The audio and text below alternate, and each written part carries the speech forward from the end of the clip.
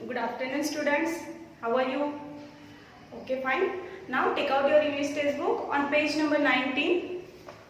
Here is a small poem of the swing. ये एक poem है. इसमें इस पोएम का नाम है द स्विंग. देखो अभी यहाँ पर स्विंग. स्विंग मीन्स क्या? कि स्विंग मीन्स झूला, जिसमें हम सावन महीने में झूलते हैं ना. यहाँ पे देखो पिक्चर दिख रहा है आपको कि यहाँ पे एक ट्री को, एक पेड़ को झूला बांधा हुआ है और ये जो गर्ल है, ये जो लड़की है, इसमें खूब एंजॉय कर रही है ना. तो देखो अभी आपको पता है कि जब सावन महीना आता है, श्रावण महीना, तब श्रावण महीने में हम सभी तरफ मीन्स ज्यादा से ज्यादा कंट्री साइड में ये हम झूले वहां पे देखते हैं ट्री को, है ना. तो यहाँ पे देखो वार्म अप दिया है. How many of you go to play in park. इसमें क्या बोला है कि आप पार्क में जब जाते हो तब आप अकेले जाते हो क्या? नो, आप अपने फ्रेंड्स के साथ या फैमिली के साथ जाते हो, है ना.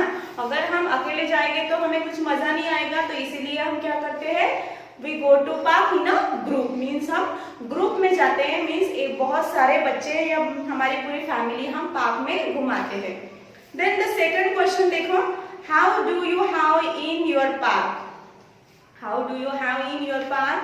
अ सीसॉ, स्विंग, स्लाइड और राउंड बोट. देखो अब यहाँ पे आपको दिख रहा है सीसॉ है, स्विंग है, स्लाइड है, राउंड बोट है ना. ये सब जो थिंग्स है, ये सब जो है हम पार्क में देखते हैं, है ना. So I think all you enjoy this, all you enjoy on the things, है ना. आपने इस पे एंजॉय किया होगा, आप ये खेले भी होंगे वहां पे. और देखो नीचे क्या दिया है, which is your favourite. Means सबसे ज्यादा आपको क्या इसमें पसंद है. I think swing is your favourite, है ना. ये झूला जो है ये आपका सबसे फेवरेट होगा, और स्लाइड भी होंगी, है ना. ये आपको सबसे ज्यादा पसंद आएगा, ठीक है. Who does not like to seat on the swing और व्हाई. देखो अब यहाँ पे क्वेश्चन पूछा है कि आपको झूले पे झूलना पसंद नहीं आता होगा, है ना. और क्यों नहीं आता होगा? देखो कभी कभी कोई बच्चा क्या करता है, डरता है इस स्विंग पे झूलने के लिए. क्यों? क्योंकि आई थिंक वो जब ऊपर जाता है तो उसे नीचे का जब वो देखता है तो शायद वो डर जाता होगा, इसीलिए वो झूले पे बैठना नहीं पसंद करते. तो अगर देखो अगर आपको झूले पे बैठना पसंद नहीं होगा तो आप इसका रीजन इसके सामने ही लिख सकते हैं, ठीक है. तो now let's read this poem. How do you like to go up in a swing, up in the sky so blue, oh I do think it the pleasant thing ever a child can do. अब यहाँ पे हमें first वाला stanza दिया है जो अभी मैंने रीड किया है, और आपको भी इसको ठीक से ध्यान देना है कि मैं कौन सी लाइन पढ़ रही हूँ, और मैं उसके ऊपर आपको आपकी उंगली भी रखना है, ठीक है. First again I read this stanza. How do you like to go up in the swing, up in the sky, so blue? Oh, I do think it the pleasant thing ever a child can do. अब देखो इस stanza में क्या बताया है कि how do you like to go up in the swing?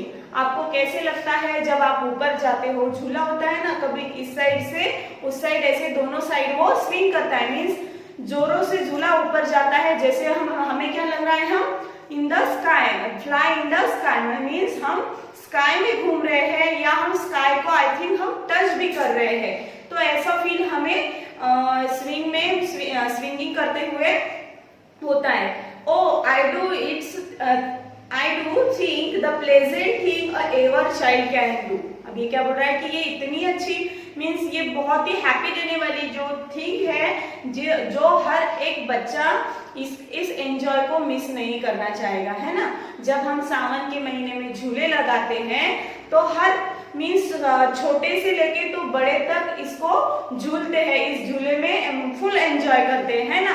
तो कोई भी ऐसा नहीं होगा कि उस झूले को किसी ने एंजॉय नहीं किया होगा. तो इस पोएम में क्या बोल रहे हैं कि आई थिंक वो पोएट कह रहा है कि मुझे ऐसा नहीं लगता कि किसी को भी स्विंग पसंद नहीं होगा, और छोटे से छोटे बच्चे भी इस स्विंग को एंजॉय करते होंगे, ठीक है. Now next answer.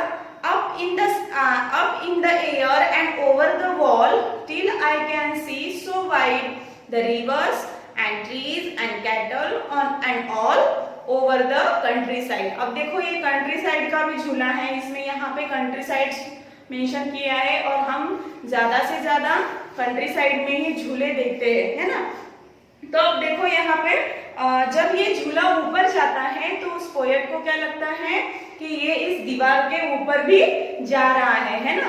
हम देखते हैं कि अगर हम ऊपर जाते हैं तो हमें ऊंची सी ऊंची बिल्डिंग होगी तो उसके दूसरे साइड में क्या होता है, या घर ऊंचा घर होगा तो हम जब बहुत ऊंचाई पे झूला लेते हैं तो हमें दिखता है कि हम उस साइड का भी देखते हैं। बिकॉज ऑफ हाईनेस, हम हाइट पे झूला लेते हैं तो इसलिए हम दूसरे साइड का भी देख सकते हैं। और उन्हें क्या लग रहा है कि up in the air and over the wall means हम हवा में फ्लाई कर रहे हैं और हम वॉल के उस साइड भी देख रहे हैं कि क्या है करके।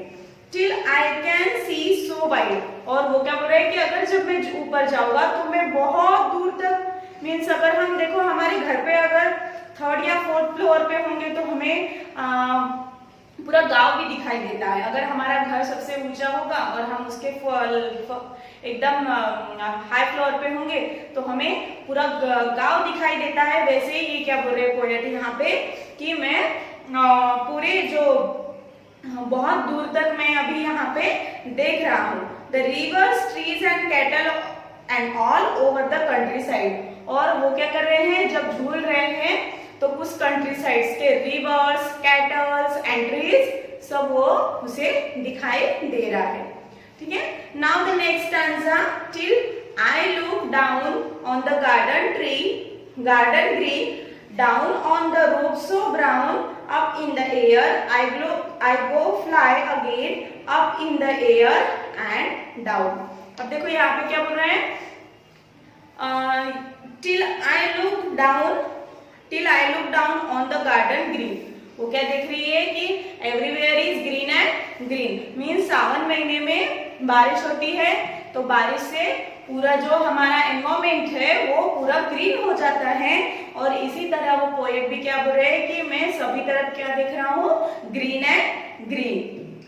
Down on the roof so brown, और जब वो ऊपर जा रहे हैं तो उन्हें क्या दिख रहे हैं, जो रूफ है वो रूफ कौन से कलर के, रूफ मीन्स छत, जो हमारी छत होती है ऊपर की वो उन्हें ब्राउन कलर की दिख रही है। Up in the air and I go fly again, और क्या हो रहा है, झूला फिर से क्या, हाँ अप एंड हाई हो रहा है ना।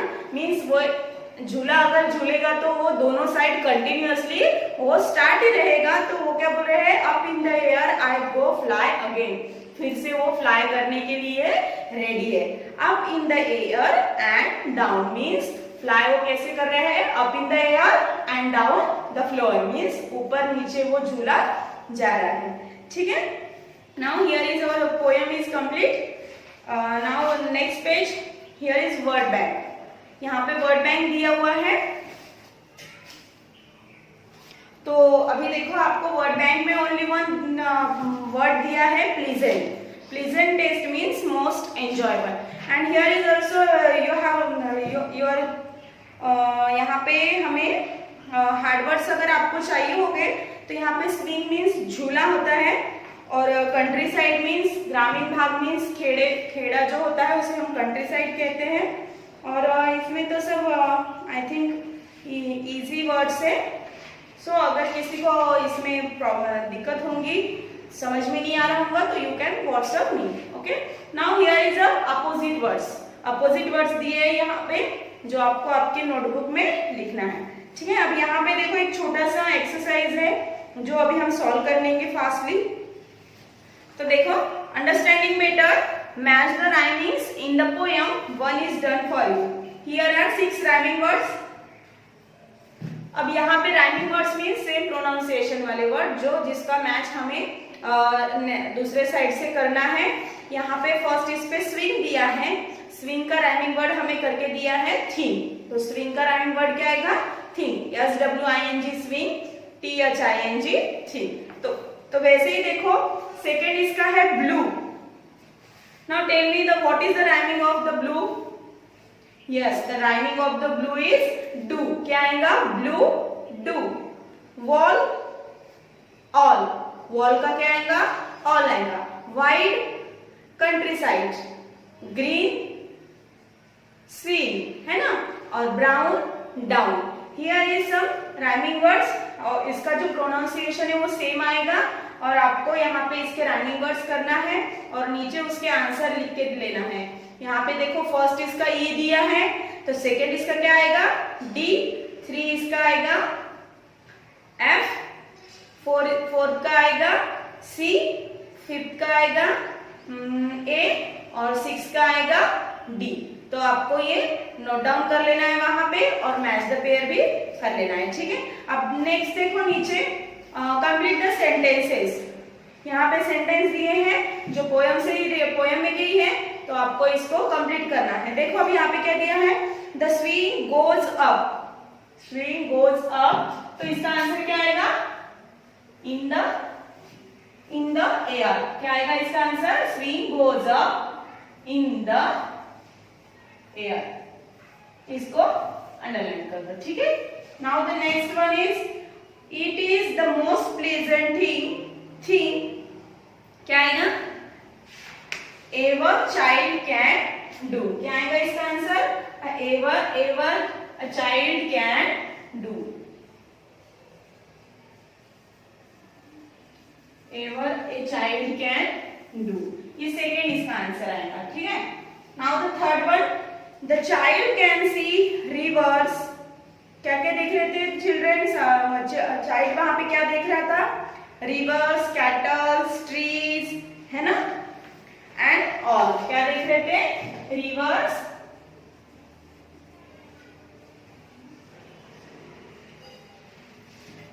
Cattle, river, cattle and trees. ये आएगा थर्ड इसका आंसर. ठीक है. अब now the fourth number when she look down she can see blank and blank. क्या आएगा वहां पे? When she look down. जब वो ऊपर से नीचे देख रही थी तो उसे क्या दिख रहा था? The garden is green and roof so brown. चलो लिखो फिर इसका answer. Garden green and roof so brown. Roof so brown. ठीक है. Now the fifth one in give the describing word use in the poem of the following naming word.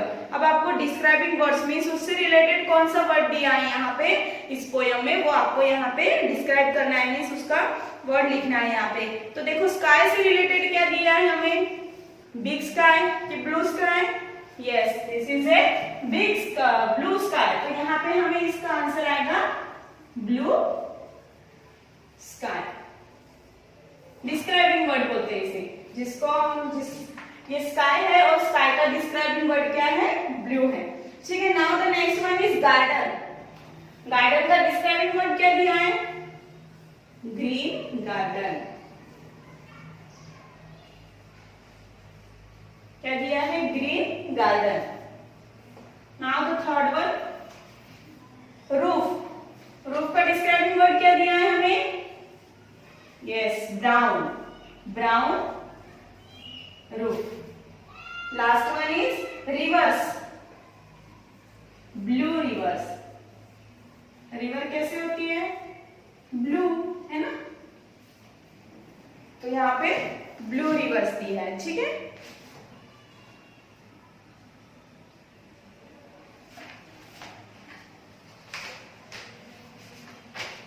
Now here is also our exercise is also here completed. So you have to write in your textbook in your notebook.